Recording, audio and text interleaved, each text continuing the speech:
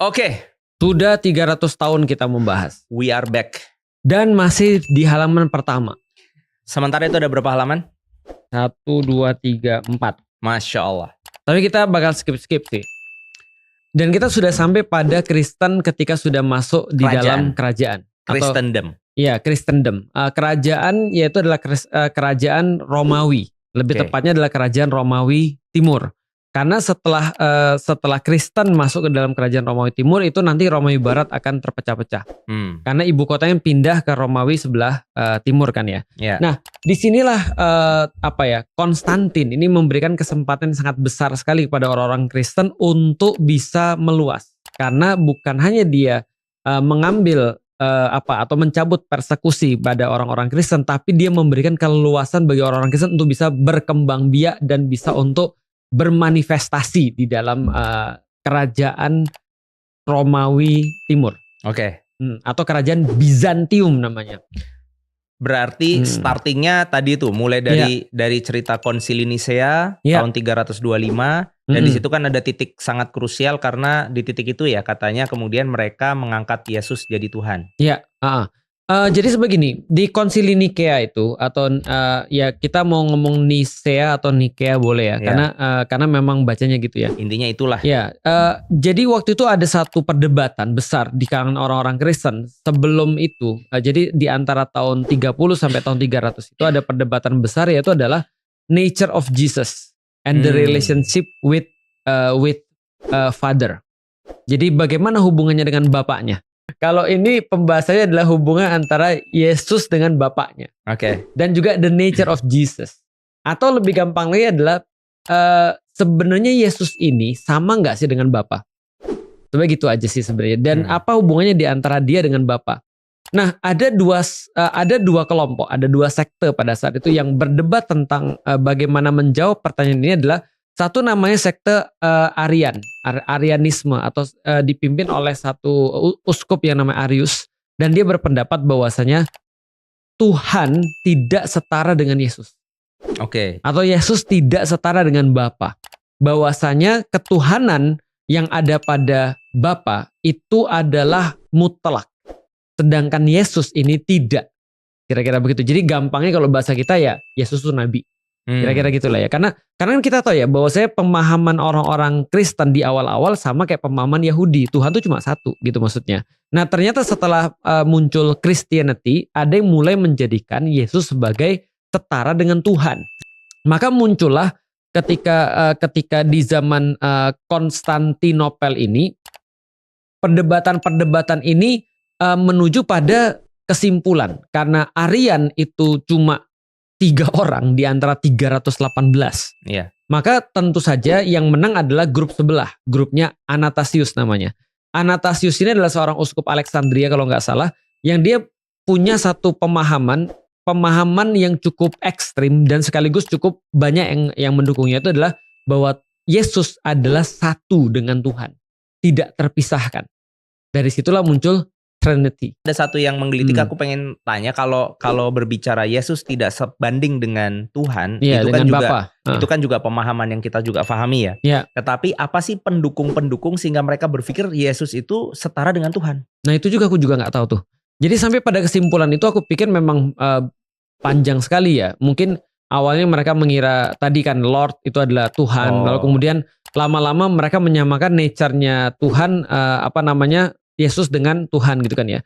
Padahal kalau di zaman sekarang ya, terlepas seluruh bagian daripada perdebatan orang zaman sekarang ya, orang-orang Kristen sendiri juga kadang-kadang bertanya-tanya. Mereka misalnya bertanya kayak, kalau memang Yesus itu Tuhan, kenapa dia ngomong dengan dirinya sendiri? Kenapa dia nggak ngomong dalam hati aja gitu maksudnya? Kenapa dia harus berbicara dengan Tuhan yang lain? Padahal kalau itu satu kesatuan, ya tuh harusnya ya nggak gitu ceritanya. Dan sebelum Yesus misalnya muncul ke dunia, lantas Tuhannya di mana gitu maksudnya? Apakah berarti dunia tidak mengenal Tuhan? Iya, pokoknya mereka bertanya, dan itu bukan urusanku ya, itu urusannya mereka lah. Aku juga nggak mau terlalu dalam di situ, karena yang penting aku memberitahukan iman kita di dalam Islam adalah bahwasanya tidak ada Tuhan selain Allah. Tapi mereka di dalam 325 ini akhirnya menghasilkan sebuah namanya Nicene Creed atau namanya Credo Nikea. Jadi credo keimanan Nikea, yaitu adalah bahwasanya Tuhan itu adalah tidak terpisahkan, salah satu di antara tiga dan tiga itu adalah satu. Yang kita kenal dengan nama Trinitas yang sekarang. Nah, setelah terus kemudian ini terjadi, maka tahun 330 kekristenan menyebar ke selatan, menuju Afrika. Dari situ kita tahu ada kerajaan yang menerima Kristen secara penuh, namanya Raja Ezana. Namanya Kingdom of Aksum. Nah, jadi ini muncullah yang kita nanti kenal dengan nama raja yang nanti menerima orang-orang Muslim ketika tahun 600-an, Habasyah, Ethiopia. Ethiopia. Itu adalah Raja Aksum. Afrika kan? Afrika. Pada tahun 380, Kaisar Theodosius mengesahkan hukum Romawi pertama yang mendefinisikan kepercayaan Kristen Ortodoks. Dan ketika itulah resmi Kristen menjadi agama negara. Dan saat itu terjadi sebuah hal yang namanya persekusi pagan. Lihat ya, sebelum orang-orang Kristen berkuasa, mereka dipersekusi. Setelah orang-orang Kristen berkuasa, mereka yang mempersekusi. Oke. Ini fakta, nggak bisa ditolak juga. Nah, di titik ini aku juga bersyukur. Kalau kemarin kita bahas bahwasanya salah satu bersyukur kita adalah kita membedakan secara jelas tentang kodifikasi perkataan Nabi, perkataan ulama, dan seterusnya. Nah, di dalam Islam, ingat nggak kita punya 3 layer? Oh, yang individu, kelompok, individu, negara. Kelompok, dan negara. Islam mengatur bagaimana ketika syariat ini menjadi sebuah inspirasi di dalam aktivitas-aktivitas negara. Maka Islam memberikan aturan bagaimana cara untuk berbeda, bagaimana cara untuk bergaul dengan orang-orang yang selain Islam, bahkan bergaul dengan orang-orang yang ateis ataupun orang-orang yang tidak percaya dengan Allah. Nah, kita menganggap mereka sebagai manusia juga misalnya. Misal contoh ya, di dalam kekuasaan Islam ketika ada orang-orang yang tidak meyakini Allah sebagai Tuhannya, itu tidak bisa serta-merta dipersekusi. Dan tidak bisa serta-merta untuk dipaksa ke dalam Islam. Maka di dalam Islam sangat terkenal adalah ikrahah fiddin. Tidak ada paksaan di dalam agama. Maka kita hampir-hampir tidak pernah memaksa siapapun untuk masuk di dalam Islam. Fakta menarik adalah ketika Rasulullah SAW wafat dan kemudian para khulafaur rasyidin kemudian menguasai seluruh daerah Syam, maka Syam itu adalah pusat Christianity. Ya kan, nanti kita bahas ya. Pusat Christianity. Dan antum tahu jumlah penduduk Muslim di sana setelah menguasai daerah Syam dan semua orang pada masuk Islam itu berapa persen kira-kira? Jumlah penduduk Muslim banding Kristen? Iya, kira-kira berapa persen? Muslimnya berapa persen, Kristennya berapa persen? Kan awalnya 100% Kristen nih. Iya. Setelah Islam datang membebaskan daerah Syam, lalu kemudian itu padahal kan adalah ya birthplace of Christianity kan, adalah tempat lahirnya Christianity. Nah, berarti 100% setelah dibebaskan oleh kaum muslimin, lalu kemudian orang-orang muslim itu terus kemudian di sana banyak yang convert masuk Islam, berapa persen setelah itu? Aku rasa muslimin tetap minoritas. Betul. Iya kan? 70% itu adalah Kristen. Artinya Islam itu tidak memaksakan agama di negara Islam sendiri untuk semua masyarakatnya beragama Islam. Itu satu. Dan kedua, kita ngatur mayoritas. Oh. Kita minoritas, ngatur mayoritas. Sekarang kita mayoritas, nggak becus. Anda bisa kebayang nggak sih? Di zaman dulu kita punya sebuah tools, yaitu adalah agama Islam, untuk bagaimana memberikan keadilan pada mayoritas. Sementara kita sendiri minoritas, tapi memberikan keadilan pada mayoritas. Dan mayoritas itu merasa tidak terganggu dengan diterapkannya Islam. Sementara ketika tahun 380 ini setelah dijadikan sebagai agama negara secara ini, langsung mereka mempersekusi orang-orang pagan. Dan mereka bilang soal gini, gentian ya, kemarin lu persekusi gua nih. Sekarang lu adalah orang-orang yang tidak ngerti tentang teknologi, lu adalah orang-orang zaman dulu, lu adalah orang-orang yang tersisa di masa lampau, lu harus ikut Kristen. Kalau enggak, lu mendapat masalah. Jadi dulu dulu dipersekusi, sekarang mempersekusi. Kira-kira itu sifat-sifat siapa tuh? Sekarang Yahudi. Zionis. Mereka belajar dari ahlinya. Ketika mereka dipersekusi oleh Mesir, mereka dipersekusi oleh Nazi misalnya. Dan mereka menggunakan itu bukannya untuk belajar, tapi justru untuk melakukan kesalahan yang sama. Gitu kan ya. Itu namanya adalah mental terjajah. Jadi seseorang yang diperlakukan buruk, dia mengambil keburukan itu, bukannya malah menghentikan keburukan itu. Dan itu terjadi nggak juga di Indonesia pasca penjajahan kita merdeka? Ternyata nilai-nilai penjajah itu malah diterapkan oleh orang-orang yang memerdekakan sebagian ya. Betul. Artinya masih ada mentalitinya gitu ya. Nah itu yang terjadi. Nah makanya ketika itu terjadi, maka dikenal dengan nama kaum pagan ini dianggap merendah, dianggap terbelakang, dan banyak sekali orang-orang yang dipersekusi setelah ini.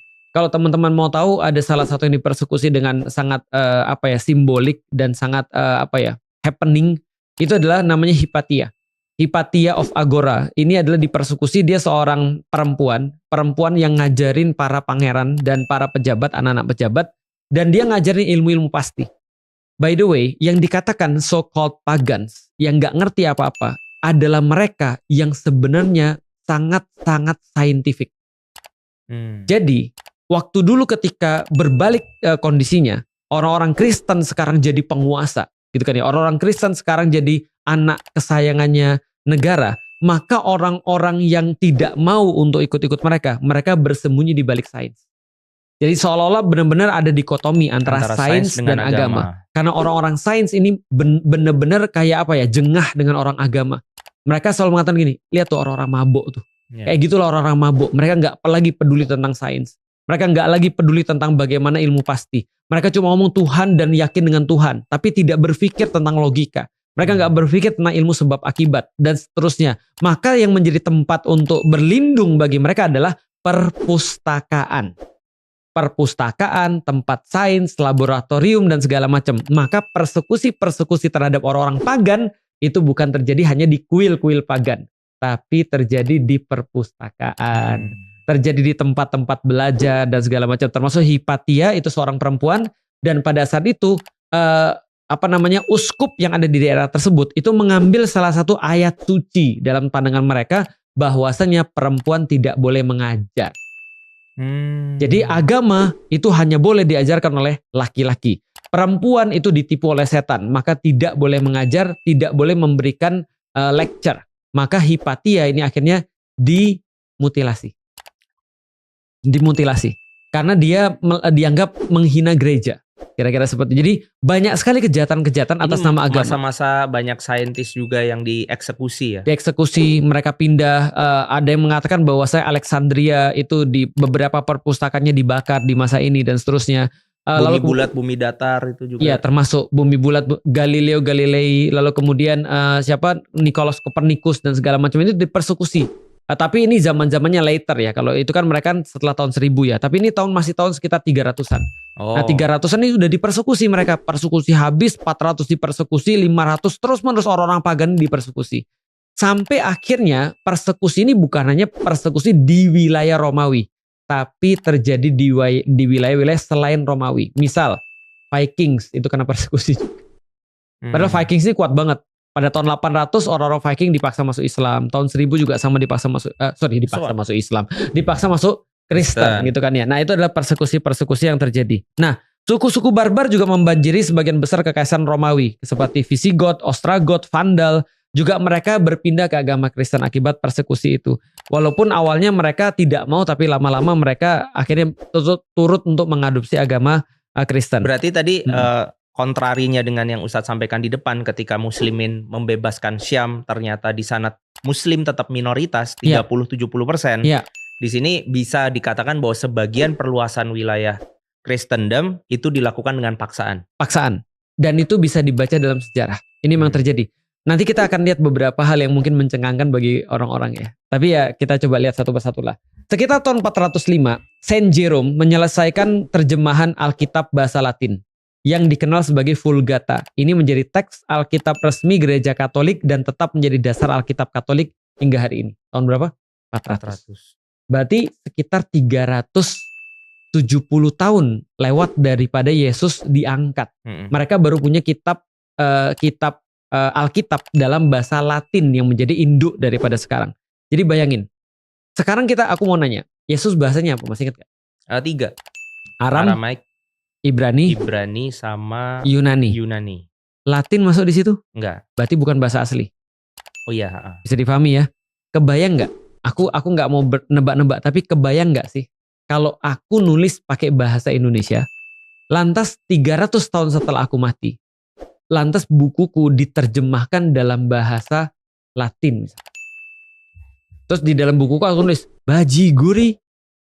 Terus orang bilang ini artinya apa ya bajigur? Oh artinya adalah minuman. Atau ketika aku bilang gaspol misalnya. Lalu ada orang dengar, oh berarti itu gas. Gas itu adalah barang yang tidak padat. Oh. Tapi barang yang udara lah. Bukan cair juga. Iya. Lalu kemudian gas. Lalu aku bilang sikat. Sikat. Oke. Paham maksudnya? Konteks-konteks ini ya kita nggak tahu lah, tapi itu yang terjadi. Selama 2 abad berikutnya, para misionaris dengan risiko pribadi berusaha menjadi penyebar-penyebar agama. Jadi dari tahun 400, 500, 600 mereka nyebarin semua agama. Misal, contoh ya, Saint Patrick pergi ke Irlandia untuk memulai penyebaran Injil. Clovis, Raja kaum Frank, Prancis berpindah agama, menyelesaikan kristianisasi di wilayah Gaul. Masih ingat Gaul? Nah, lalu mulai 563, Kolumba berpergian dari Irlandia ke Skotlandia Barat, mendirikan biara di Pulau Iona. Paus Gregorius pada tahun 597 mengirimkan Saint Augustinus ke Inggris untuk mempertobatkan Raja Ethelbert dari Kent. Dan raja ini nanti akan persekusi orang Vikings. Raja-raja ini. Nah, pada tahun 635 muncul terus kemudian Kristen yang pergi ke Tiongkok dan seterusnya. Nah, 635 mulai dekat. Mulai dekat dengan mulai dekat dengan 635. Ya, ini udah mulai masuk Tiongkok. Tapi ingat 557 Inggris dikristenkan, diislamkan terus dikristenkan rajanya. Itu 597. Rasulullah lahir tahun 570. Berarti ini sudah mulai bersinggungan dengan Islam. Pada tahun-tahun itu pasukan Arab memproklamirkan iman baru Islam. Pasukan Arab. Karena mereka ngertinya kan bukan Islam. Oke. Jadi ingat ya, orang tuh ngambil dari tempat. Nama orang adalah nama tempat. Jadi dikatakan pasukan Arab, bukan pasukan Muslim. Kalau kita adalah pasukan Muslim, bukan Arab, gitu ya. Nah, kita baca bahasa mereka aja ya. Oke. Pasukan Arab memproklamirkan iman baru Islam, menaklukkan sebagian besar Timur Tengah dan Afrika, merebut kendali atas situs-situs paling suci kekristenan di Yerusalem pada tahun 630. Umar bin Khattab. Umar bin Khattab pada tahun 720, penaklukan Muslim meluas hingga semenanjung Iberia, yaitu adalah pergi dari Afrika Utara menuju kepada semenanjung Iberia yang nanti akan jadi Spain. Nah, namun sebagian besar penguasa Islam menoleransi kekristenan di tanah mereka meskipun diperlakukan sebagai warga kelas 2. Oke, kita jelasin. Oke. Pertama, Rasulullah wafat 632. 632. Dalam kondisi beberapa tahun sebelumnya beliau diantarkan ke Baitul Maqdis yang merupakan pusat Isra Mi'raj, yang merupakan pusat daripada orang-orang Kristen. Jadi pahami ya? Oke. Sebelumnya aku jelasin dulu. Pusat kekristenan dulu ada 4. 1 Konstantinopel. Istanbul yang sekarang. Itu adalah Bizantium. Yang kedua adalah Alexandria. Yang ketiga Antioch. Yang keempat adalah Yerusalem. Baitul Maqdis. Betul. Roma belum lagi dianggap sebagai bagian yang benar-benar penting di sini. Tapi ini 4 ini suci. Dan Rasulullah Shallallahu Alaihi Wasallam diajak oleh Allah untuk healing ke Baitul Maqdis ketika Isra Mi'raj. Maka dari Baitul Maqdis beliau baru terus kemudian pergi ke Sidratul Muntaha. Ini Rasulullah SAW. Nah, artinya Rasulullah diperlihatkan oleh Allah ini adalah daerah yang menjadi tempat yang harus kamu bebaskan. Maka beliau di situ dicirikan dengan cara apa? Beliau mengimami 124.000 nabi, tidak pernah terjadi sebelumnya. Lalu kemudian disitulah tempatnya Baitul Maqdis. Rasulullah wafat 632. 637 Umar bin Khattab membebaskan Baitul Maqdis, mengakhiri ban terhadap orang Yahudi yang hampir sekitar 500 tahun. Itu Umar bin Khattab tuh. Berarti orang Yahudi boleh lagi masuk ke Baitul Maqdis. Nah, dan ketika dikatakan bahwa mereka dijadikan warga negara kelas 2, justru Umar menjamin orang-orang Yahudi mengembalikan posisinya menjadi warga negara yang sama, equal di mata orang. Mungkin yang dimaksud adalah pemimpin-pemimpinnya tetap orang Muslim, tapi yang lain boleh orang-orang Yahudi atau orang-orang Kristen. Bahkan ada Theophilus, itu salah satu penulis. Theophilus itu dia menulis gini. Umar mengangkat orang Yahudi sebagai gubernur di daerah Baitul Maqdis. Padahal nggak ada catatan dari kita sih, tapi mungkin karena saking pentingnya orang dijadikan sebagai kayak apa ya, pemberi nasihat lah. Mungkin dia kayak majelis umat pada zaman kita. Tapi itu ada tuh kondisi-kondisi seperti itu. Nah, Raja Franka ini penting, Charlemagne memperluas kekuasaan dan menyebarkan kekristenan seringkali dengan ujung pedang. Pada tahun 800 dia dimahkotai Kaisar Romawi Suci oleh Paus. Holy Roman Empire itu. Holy Roman Empire. Kita tahu setelah Konstantin memindahkan kekuasaan kepada Nova Roma atau the New Rome dan kemudian berganti menjadi Bizantium sebagai pewaris resmi daripada Kekaisaran Romawi, maka Kekaisaran Romawi Barat itu runtuh. Diganti menjadi landlord yang kecil-kecil. Kerajaan Franka, Bavaria, semenanjung Iberia, lalu kemudian Normandi dan segala macam. Dan secara kekuasaan itu nggak diatur sama Bizantium? Enggak. Oh. Itu berdiri sendiri. Lalu kemudian termasuk yang paling gede adalah Franka. Raja Franka, Charlemagne ini persekusi semua orang nih. Tapi karena dia kuat, maka Paus bilang, gimana kalau kami angkat kamu menjadi Holy Roman Emperor? Dan aku akan menyatukan dengan pengaruhku kepada kerajaan-kerajaan Kristen ini untuk bersatu di bawah pedangmu. Asik. Mau dong Charlemagne, terbentuklah Holy Roman Empire. Berarti ada kayak dua kerajaan Kristen dong? Betul. Satu Holy Roman Empire, pemimpinnya Charlemagne, tapi pemimpin paling tingginya adalah Paus, Papa. Jelas ya? Sementara Bizantium tetap Kaisar Romawi. Sampai di sini paham ya? Ini penting banget karena nanti kita perlu memahami lebih jauh lagi. Charlemagne menjadi raja ketika tahun 800 dan ini baru selesai ketika nanti Holy Roman Empire ini atau Papal State ini baru nanti selesai ketika Revolusi Italia yang dipimpin oleh Vittorio Emanuele. Nanti kita akan lihat sampai sana ya. Udah bingung kan lu kan? Udah, Tat. Kekristenan terus menyebar ke utara dan timur dengan bantuan pertobatan kerajaan. Jadi jual pertobatan. Jual pertobatan, kamu banyak salah, mau hilang nggak dosa-dosamu? Ayo bertobat masuk dalam Kristen gitu kan ya. Nah, contoh Raja Denmark namanya Harald Bluetooth. Dari sini kita bisa kirim-kiriman file, guys. Lu belum tahu? Bluetooth itu dari Oh iya tahu. Dari itu ada Vikings. cerita Romanya. Lu tahu apa namanya logonya? Iya, aku pernah baca tapi lupa. Itu aksara Vikings. Oh. Bluetooth artinya apa namanya gigi biru, Bluetooth. Gigi biru. Nah, Polandia misalnya. Vladimir Agung dari Kiev gitu. Lalu kemudian dan Norwegia, Hungaria sampai Swedia semuanya masuk dalam agama Kristen. Pada tahun 1054, tegang antara gereja timur dan gereja barat yang dikenal sebagai The Great Schism. Schism itu apa? Jadi gini ceritanya. Ingat ya, tadi kan ada gereja pertama itu di mana? Roma. Bukan. Gereja pertama? Iya. Gereja pertama ya Yerusalem. Iya, gerejanya. Kan jamaah kan? Iya, yang di atas batu karang bukan? Betul. Okay. Lalu kemudian ke Antiok. Lalu kemudian kemana-mana kan gitu kan ya. Nah, gereja-gereja ini dipimpin oleh namanya uskup. Atau bishop. Gitu kan, uskup. Jalannya miring. Betul. Tapi dia nggak miring.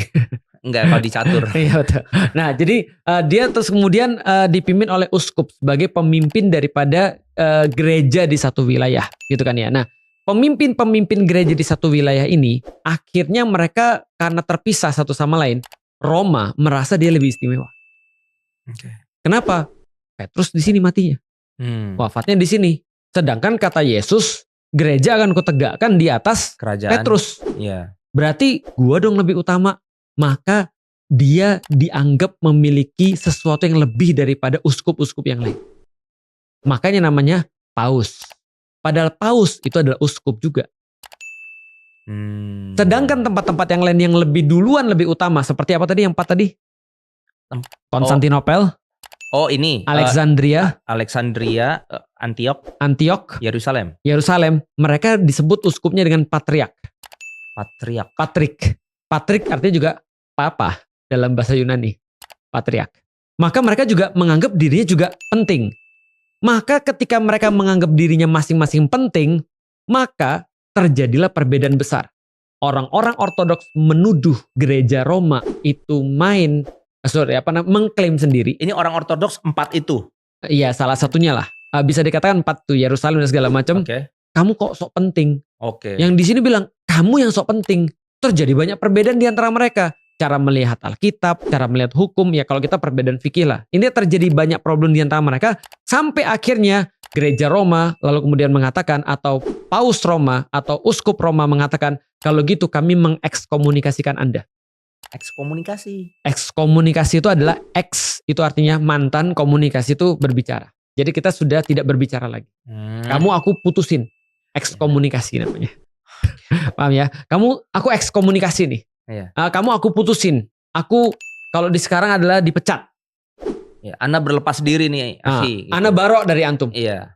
Kira-kira gitulah ya. Nah, lantas kemudian ketika dikirimin begitu, orang-orang yang dari Bizantium bilang, kamu yang aku ekskomunikasikan. Waduh. The Great Schism. Jadi awalnya memang perbedaan sangat banyak. Kulminasinya pada tahun 1054 terjadilah yang namanya The Great Schism. Diputuskan di Hagia Sophia bahwasanya kita sudah tidak ada hubungannya lagi dengan gereja barat. Dengan gereja Katolik Roma. Karena kita adalah gereja timur, gereja ortodoks. Maksudnya di sini, ini besar banget perbedaan ini. Pecahnya kacau banget. Dan ini otomatis jadi 2 nih. Pausnya jadi ada 2. Satunya paus, satunya patrik-patrik tadi. Berarti secara politik pecah, secara keyakinan juga banyak yang berbeda. Betul. Fikih-fikihnya juga. Betul. Jadi itu ya, itu terjadi itu. Nah, pada tahun 1055, Paus Urbanus menyuruhkan perang salib. Itu udah bahas kemarin. Gitu kan ya, untuk merebut kembali tanah suci. Lantas 1099 kita udah tahu Yerusalem balik ke tangan atau direbut oleh orang-orang Kristen. Namun setelah 200 tahun berikutnya balik lagi ke tangan orang-orang Muslim. Ini banyak banget yang kelewat sebenarnya ya. Iya, memang banyak. Perang yang Alp Arslan, Manzikert apa segala rupa. 1054 The Great Schism, mereka pecah. 1071 Alp Arslan menang di Manzikert. Alp Arslan itu pasukan Muslim. Ya, dia salah satu kecamatan di Muslim. Kecamatan yang hansipnya bisa mengalahkan Kaisar Bizantium. Romanus IV Diogenes. Dan ditawan sama mereka. Ditawan dan dikembalikan dengan bendera la ilaha illallah Muhammadur Rasulullah. Ini menjadi kayak trigger Paus untuk menyerukan perang salib. Untuk nyatuin juga kekuatan itu. Di konsili di Vermont di Prancis pada tahun 1095. Nah, lalu kemudian itu dilaksanakan perang salib di 1098, 1099 mereka berhasil merebut, muncullah namanya Crusader State. Negara salib, perang salib, Crusader State. Jadi negara salib itu meliputi nanti ada Tripoli, ada the Kingdom of Heaven, Yerusalem. Ada terus kemudian Edessa, the Kingdom of Edessa, dan kemudian satu lagi the Kingdom of Lupa, gitu kan ya. Nanti dicari aja. Ini pasca mereka menang, menyingkirkan kekuasaan Muslimin di Yerusalem. Akhirnya dihabisi oleh Nuruddin dan Salahuddin, lalu kemudian mengambil daerah itu semua untuk balik lagi ke tangan kaum Muslimin. Salahuddin Al-Ayyubi 1187 lewat perang Hattin, lalu kemudian mengambil kembali Baitul Maqdis dengan tanpa pertumpahan darah sedikit pun, persis seperti Umar bin Khattab. Oh gitu? Sama sekali nggak ada pertumpahan darah. Salahuddin Al-Ayyubi? Salahuddin. Semua kaum muslimin tahu persis kota itu apa. Tahu persis kota itu adalah kota suci yang tidak boleh dinodai sama sekali. Gimana caranya ngambil kembali kekuatan yang di sana tanpa tumpah darah? Dikepung. Di zamannya Umar dikepung sekitar 4 bulan. Atau 2 atau 4 bulan. Di zaman Salahuddin dikepung juga. Ya mau apa lagi kalau dikepung. Berarti sekarang gitu aja. Memang. Itu memang, tapi kekuatan yang ngepungnya siapa? Itu masalahnya kan. Ngepung itu tujuannya kan exhausting, membuat orang jadi lemah dan lelah kan itu kan ya. Nah, sekarang kita yang lelah dan lemah. Maksudnya kita nggak bisa ngepung. Nah, singkat cerita, kalau tadi kita skip, maka 1098 sudah selesai, 1187 lantas kemudian diambil lagi oleh Salahuddin Al-Ayyubi. Nah, pada 1386 singkat cerita, penguasa Lituania dibaptis. 1453 Turki Utsmani merebut Konstantinopel. Iya, Islam masuk ke Bizantium. Betul, akhirnya kerajaan Romawi resmi bubar. Roma Timur hilang. Bukan Roma Timur, all of Rome. Oh gitu. Roma itu hancur, Romawi itu hancur 1453. Aku kasih blank spot di kepalaku ya. Tadi Ustadz bilang bahwa terbagi 2. Ada Roma Bizantium atau katakanlah Roma Ortodoks di timur, termasuk 4 patriark tadi. Ya. Terus di kiri itu ada Holy Roman Empire. Betul. Pertanyaannya adalah kenapa setelah kemudian Islam merengsak kembali mengambil Baitul Maqdis dan akhirnya bisa masuk ke Bizantium ini hancur bersama Holy Roman Empire-nya? Kan ini dua negara yang Holy Roman Empire itu bukan Romawi. Holy Roman Empire bukan Romawi. Karena Romawi diambil secara resmi oleh Konstantin ketika dia memindahkan kepada Nova Roma itu. Kapan tuh? Ketika 325 itu. Oh iya. Jadi setelah itu yang sebelah sana bukan lagi Romawi, tapi cuma kerajaan-kerajaan kecil yang disatukan oleh Papa atau Paus menjadi Holy Roman Empire. Tapi itu masih ada dong setelah Bizantium? Masih ada. Masih ada karena Holy Roman Empire nanti 1700. Berarti secara terminologi pembicaraan tentang negara Roma itu sudah nggak ada. Karena itu selesai dengan ketika 1453 dan Muhammad Al-Fatih setelah terus kemudian dia membebaskan kota Konstantinopel dan mengakhiri kekuasaan Romawi yang dari 1600 tahun sebelumnya, maka dia mengambil gelar Kaisari Rum. Saya adalah Kaisar Romawi. Paham maksudnya? Yeah. Jadi karena dia sudah mengakhiri itu semua. Nah, setelah 1453 terus kemudian sudah diambil kembali, tentu Holy Roman Emperor masih ada. Nah, kalau gitu kita lanjut lagi supaya cepat kelar ya. Ternyata belum kelar. Setelah terus kemudian Islam itu terus kemudian berkuasa, maka Islam itu akhirnya bisa untuk membebaskan Baitul Maqdis sebagai simbol daripada pergantian dalam tanda kutip ya, penerusan daripada misi keagamaan. Oke. Karena bagi Rasulullah Shallallahu Alaihi Wasallam, ketika dia melihat Baitul Maqdis 124.000 itu terus kemudian di belakang beliau terus kemudian itu kayak ngasih estafet kepada Rasulullah. Dan kata para ulama, selain ngasih estafet pada Rasulullah, juga estafet pada para pengikut Rasulullah Shallallahu Alaihi Wasallam. Nah, disinilah kita melihat ketika Kristen tersebar ke semuanya, itu memang karena mereka berusahanya luar biasa dan dibantu oleh Romawi. Artinya, di dalam ajaran Kristen tidak ada syariat untuk bernegara. Tidak ada layer untuk bisa bernegara. Tapi mereka menggunakan negara atau negara menggunakan agama untuk menyebarkan tadi seperti itu. Termasuk ketika sampai ke Indonesia.